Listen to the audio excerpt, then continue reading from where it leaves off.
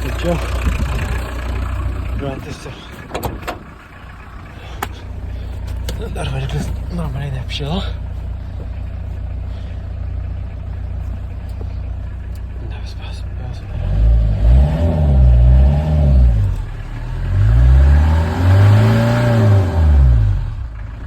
Dūmų jau beveik ir nebeleidžia. Ir lyg ir viskas.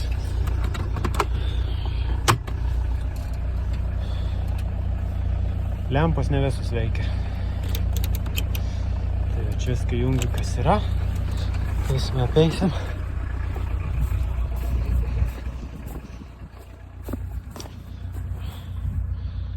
Taigi, šita lempa veikia, šita neveikia.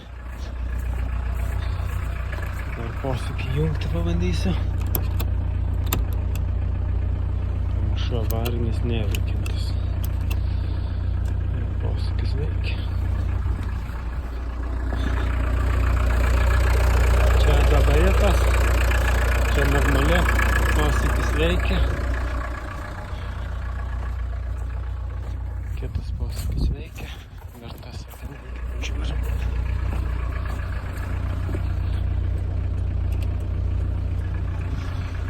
Kitą jungiu. Čia veikia. Šita lemputė veikia, šita neveikia.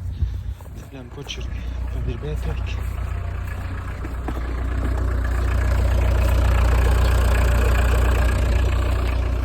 Gerai. Ir sankaba truputį praslysta. Tai kai važiuoji virš 50 pradeda slysti truputėlį. Aš įtariu, kad tai yra dėl to, kad užkietėjo čia ta dalis tai grįžta.